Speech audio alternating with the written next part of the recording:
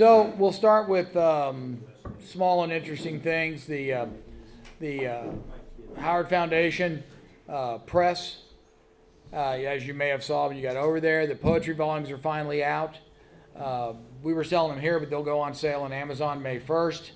The corrected letters 3 is also will be up starting. I think it's already up on Amazon now.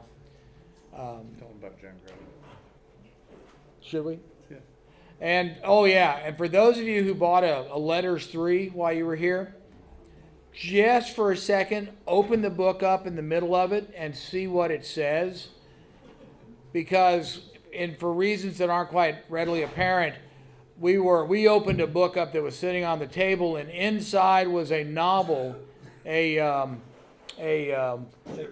shifter porn novel by some lady.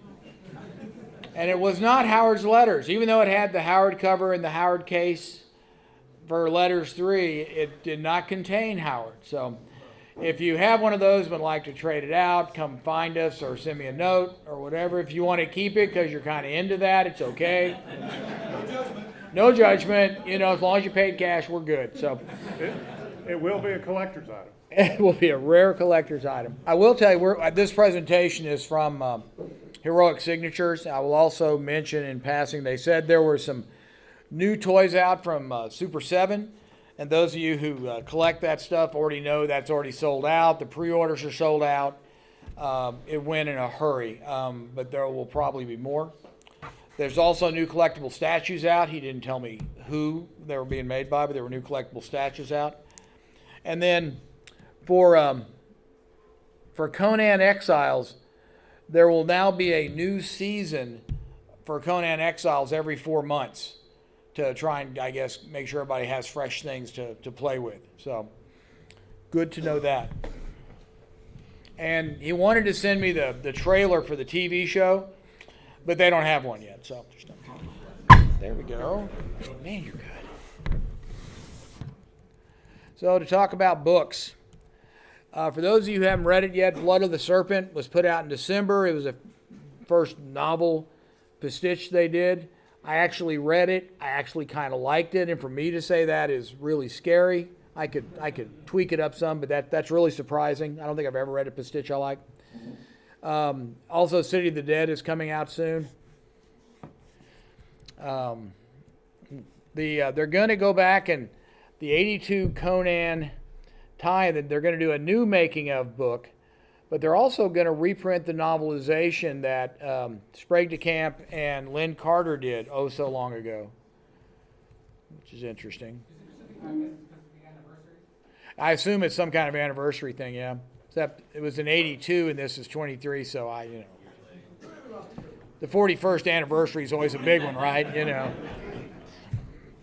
There's going to be some new digital short stories starting in 23 with a range of characters. You can read this over my shoulder just like I'm reading it, but range of characters well, I will read it then. So Conan, Solomon Kane, Bellet, Elbarock, Bram McMorn, authors Stephen Graham Jones, Jonathan Mayberry, Scott Oden, Laird Barron, and more. That's coming September. They're going to do some classic reprints. I'm not quite sure what they mean by out-of-print novels and short stories, unless they mean the old pastiche work that's still floating out there, or some of the, Lynn Carter, Sprague de Camp, Conan pieces. That may be what they mean. So, Gary will dance for joy if they do. Gary will dance. I'm not trying to get your hopes up. Probably so. No, that was books actually. 'Cause this is comics. I think that's kind of the theory. Omnibus editions, Conan for the Conan the Barbarian Marvel stuff. Bring back the out of print editions in June. September they're going to continue the line. New periodicals. May 23rd will be a Conan Free Comic Book Day special. July, Conan the Barbarian Monthly, and this is with their new own company that they have set up to publish Conan, which is called Titan Comics. It's not the run. Titan's been around. It's a British publisher. Well, okay, yeah, that's right. They switched it. Yeah, they're big. And then they're going to also in 24 they're going to start Savage Sword, bring that back out. So that'll be interesting. Just to say, It's gonna be real Savage Sword, magazine size, black and white, old school, not like when Marvel did Savage Sword. This is real. Yeah. Nudity? Yes. All right. And then the Boobs was the quote I was given. and then he mentions the long list of characters they have. They do have a big stable of characters. And when he said a lot in development, they've been talking to a major entertainment supplier for a while now, trying to get a television deal done. And it's a challenging thing because they know what they want in a television show, and generally, everything starts with, can you get a good showrunner to manage the thing and write the broad overarching arc and put it together. And the challenge is the really good showrunners want to do their own thing. Think James Gunn. They want to do their thing. They don't care what the original source material was. They want to do their thing. Where Heroic Signatures would really like it to be a Howard story, a Howard type of Conan. And that becomes a challenge because then you're asking somebody really good to work in somebody else's domain, and it's hard to get people of that caliber to do that stuff. So they've been challenged to find. They've talked to lots of people, but getting the person they want to move forward is being the biggest challenge at the moment. But there are irons in the fire. So whether when any will ever pop out, we'll have to see. So thank you. Do we have anything else we were going to do? Do we have one more? Oh yeah, one more. Something way more somber and serious.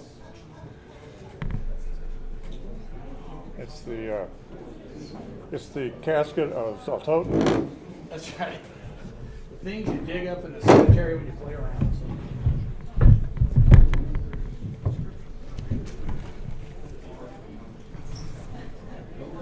Ladies and gentlemen, for your entertainment, the writing table of Robert E. Howard.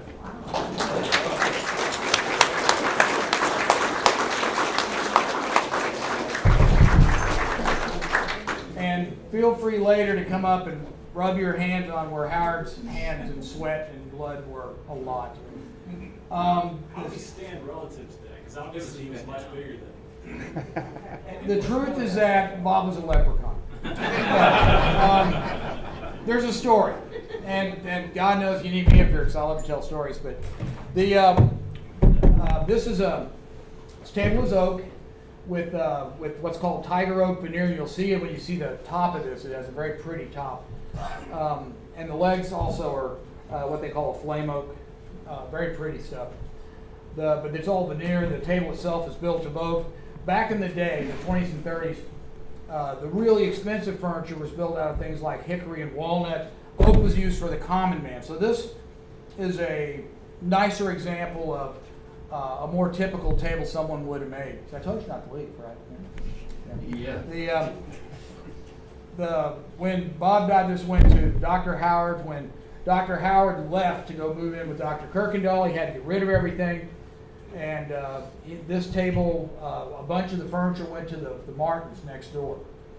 Bertie Martin, the wife, tended to do what she liked to do, and so she thought it'd be nice if the furniture, she liked white furniture. So she painted everything white except this, because she really liked the top. She thought the tiger oak was pretty. And so the other trouble was she didn't need a writing table, she needed a coffee table. And if you look under here, you can see how easy the legs are a single piece in a nice straight section. And there's a way they bolt them up underneath that's very simple. She had somebody remove the legs, whack off exactly 10 inches, and then put it back together. You can even see some of the rough cutting at the top of the place where they cut it. And so it turned into a coffee table. When Bertie got old, she gave the table to her favorite niece, a lady named Irma Moore up in Graham, Texas. And somewhere around that time, someone asked about this thing, and the people in Cross Plains had a conversation with Irma back then, and they knew Irma because Irma actually, when she was a child, would come visit the Martins and spend the summer with them. She remembered Bob Howard. I interviewed Irma back in 2007. for those who have their year one edition of the Howard newsletter, there's actually where I interviewed her in there, talked to her about the table, got pictures of it, and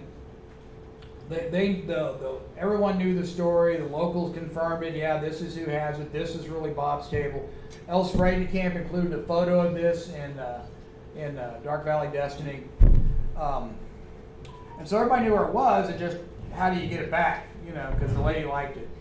And so they had a long conversation about it, and she said, well, my daughter will donate it someday, but they don't, sometimes people don't, they weren't sure. There was rumors that maybe she didn't like Howard, she was going to burn the table, which is, you get those stories.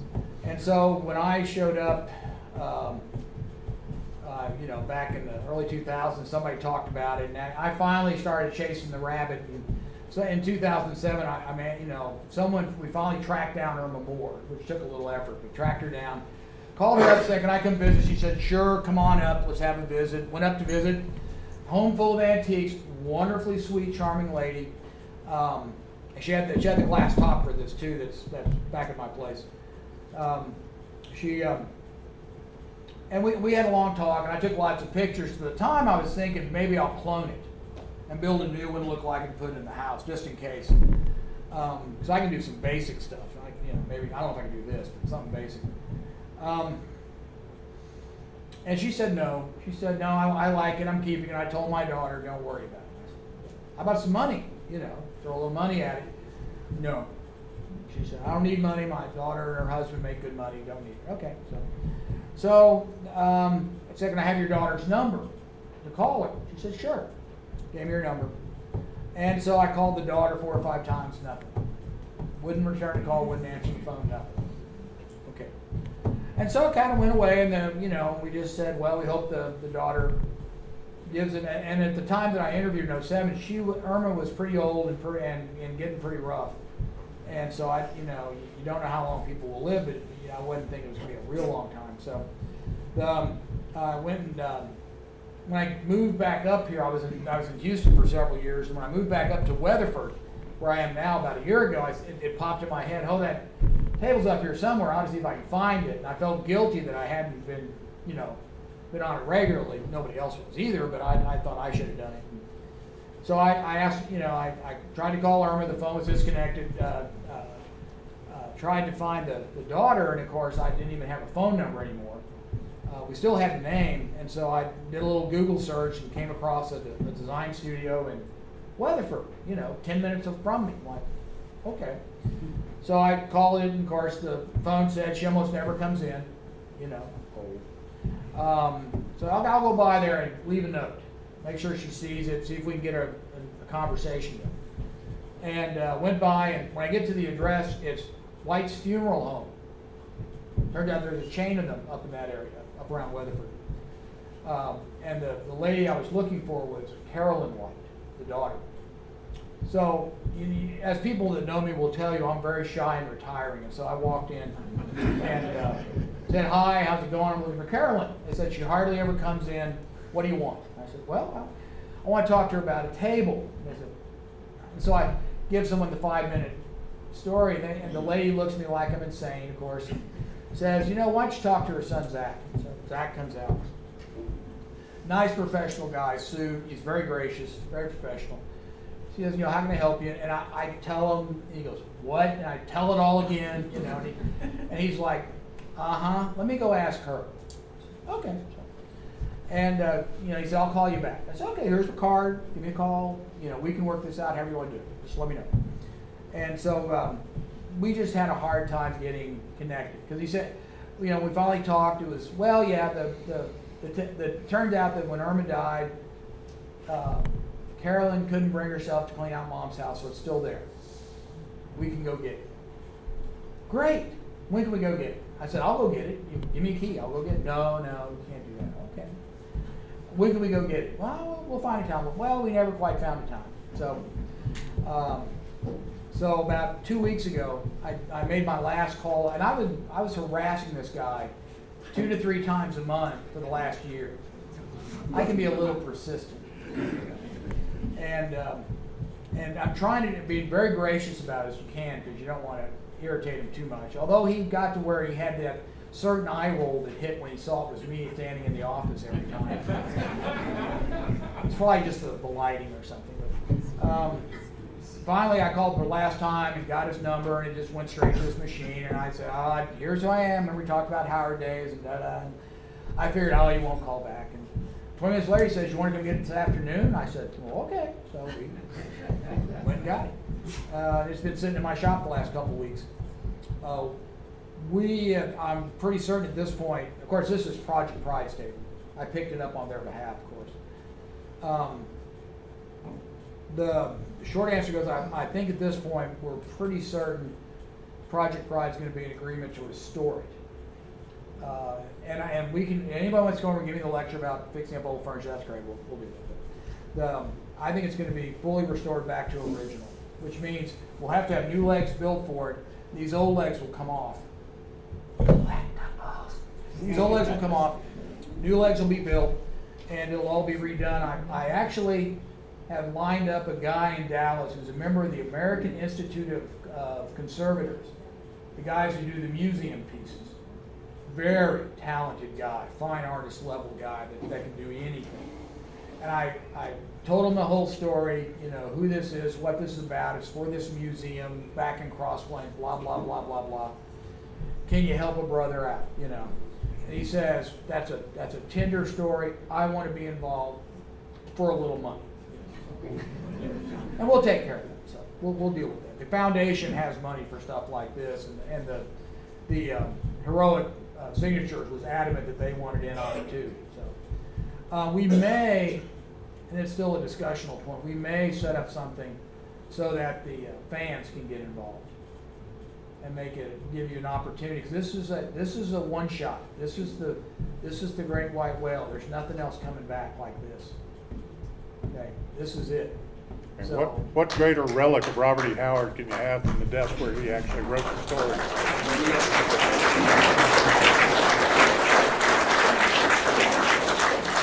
So next year when you come to Howard Days, you'll get to see this sitting where it belongs, in the house. And run your hands over and see what it looked like when Bob owned it, because he probably bought this thing new. It was this style is called a transition style that was done in the 20s and early 30s. So Bob probably bought this new over at Higginbotham's or somewhere and brought it back. And so he had this thing probably new, and so it's going to look new when it comes back. Yes, ma'am. Did it have the glass top on it when he had it? No, that was coffee table stuff. That was Irma's stuff. Good thing she had it though. I mean, think about it, spilled coffee all over that thing. Oh yeah, and then that's the top is in pretty good shape. I mean, it's got some, it's got a little dinginess to it. It's a little dusty. It's got some dings and dents and little marks here and there, but it's really not in bad shape. I see a drawer under there, that drawer. Yep, it's a writing table. Note up in the top. And I pulled it out and I saw the X triple bar and I thought, yeah, I know who this belongs to. Scratch your nose. There's no name in this. There's no manufacturer's mark in this. I went all over this thing. There's nothing of interest. There's Ms. Moore had a little sticker somewhere on here that showed it was hers, but that was it. So, but other than that, welcome home. So. How do you know how tall it was? Just out of curiosity. I went and did some research on kind of what was the standard height for these type things in the era, and this is exactly 19 inches, and the very standard height back in the day was 29 inches. So having them say, I whacked 10 inches off exactly seems to fit pretty good. So that's some of them were made 30 inches, but the 10-inch thing sounds too perfect, So I'm gonna say we go with 29 inch. Although if the conservator has a different answer, I'll go with what he thinks. Obviously. How would you fit your knees in? I'm trying to picture a full-size man, even with 10 inches fitting. Oh no, it's once you get up to full height, it's 29 inches is a normal height for a desk. That's perfectly tall enough to get under. Yeah, you're in a chair, and it's not my standing desk like I got at home. So. And if you get it up too high, then typing is a little more difficult. Mm-hmm. Any other questions? Well, everybody can see now, why we keep Paul around.